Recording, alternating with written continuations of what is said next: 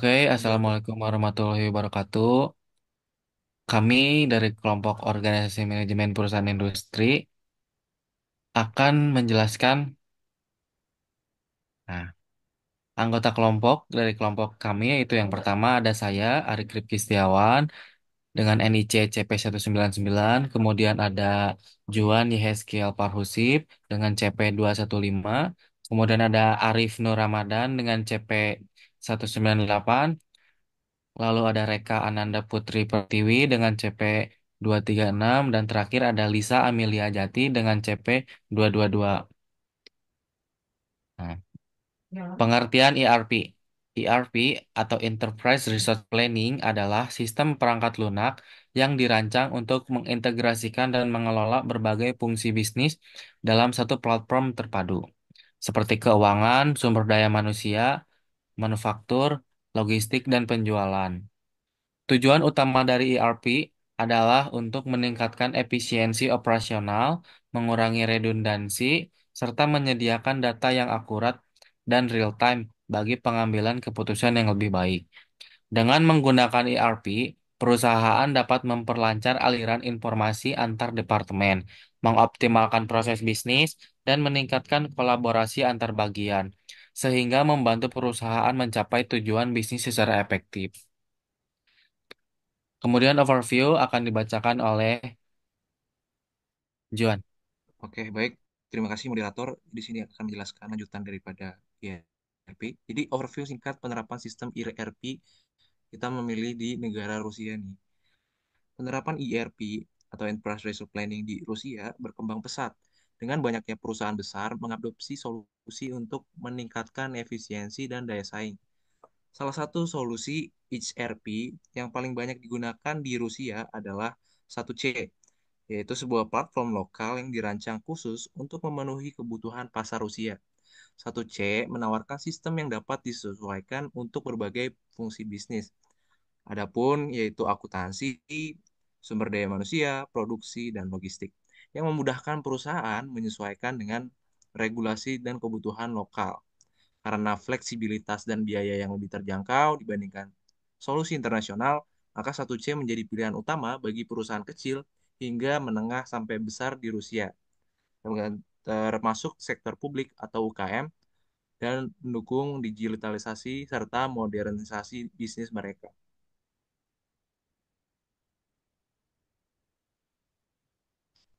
Oke, selanjutnya saya akan membacakan juga terkait IFAS atau Internal Factor Analysis Summary, yang dimana ini merupakan bentuk analisis strategi dari internal dari yang dilakukan perusahaan atau suatu organisasi.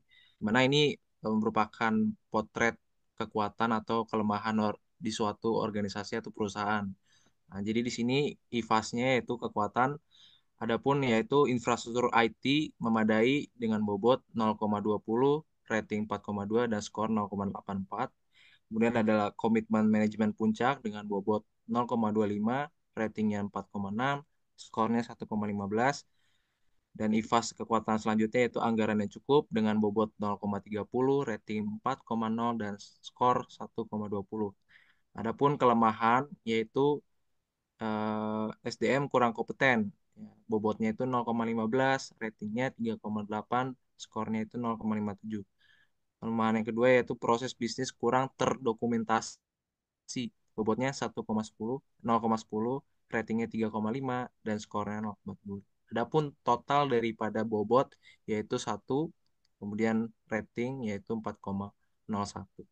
Selanjutnya saya kembalikan ke moderator. Oke, di sini saya akan menjelaskan tentang EFAS atau External Factor Analysis Summary. Eh, Pada faktor eksternal, peluang yang pertama dukungan pemerintah dengan bobot 0,25, rating 4,5 dan skor 1,13. Kedua ada tuntutan persaingan 0,30 dengan rating 4,0 dan skor 1,20. Yang ketiga ada perubahan teknologi informasi dengan bobot 0,10, rating 4,8 dan skor 0,48. Kemudian pada faktor ancaman, yang pertama ada vendor ERP yang handal terbatas dengan bobot 0,20, rating 4,6 dan skor 0,72. Yang kedua ada kondisi ekonomi makro kurang mendukung dengan bobot 0,15, rating 3,2, dan skor 0,48.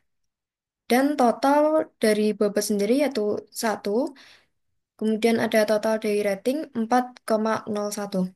Next. Di sini ada matriks SWOT SO.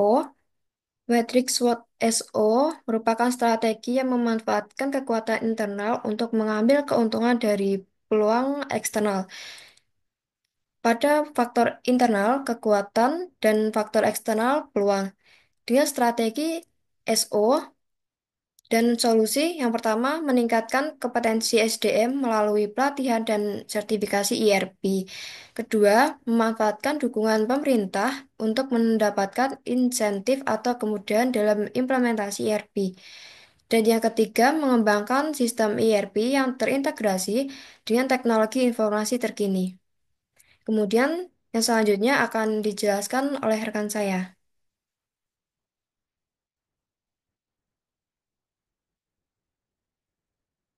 Berikutnya ada SWOT WO. Di sini faktor internalnya adalah kekuatan, lalu faktor eksternalnya adalah sebuah peluang, dan strateginya adalah strategi WO. Lalu ada beberapa solusi, yaitu satu,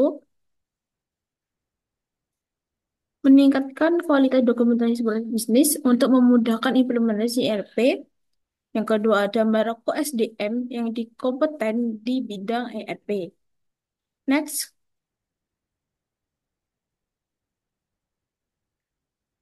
nah selanjutnya adalah analisis SWOT ST, yaitu faktor internalnya adalah kekuatan dan faktor eksternalnya adalah ancaman.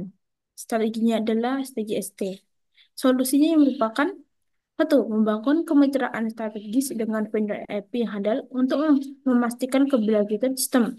Dua, mengoptimalkan anggaran implementasi ERP dengan melakukan efisiensi di area lain. Selanjutnya akan dijelaskan oleh teman saya. Baik, untuk analisis SWOT terakhir yaitu WT untuk faktor internalnya kelemahan, faktor eksternalnya ancaman. Dan untuk strateginya yaitu strategi WT dan solusi yang pertama yaitu melakukan analisis risiko yang komprehensif sebelum dan selama implementasi ERP. Kemudian solusi yang kedua yaitu menjalin komunikasi yang intensif dengan vendor ERP untuk mengatasi kendala teknis. Next. Nah, dari kesimpulan analisis yang telah kita lakukan, jadi implementasi sistem ERP dapat memberikan dampak yang signifikan terhadap efisiensi operasional perusahaan dengan mengintegrasikan berbagai fungsi bisnis seperti keuangan, manufaktur, dan SDM.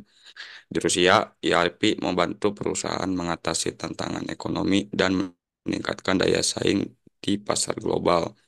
Namun, penerapan ERP juga menghadapi kendala seperti biayanya yang tinggi, ketergantungan pada teknologi asing, serta tantangan infrastruktur digital yang belum merata.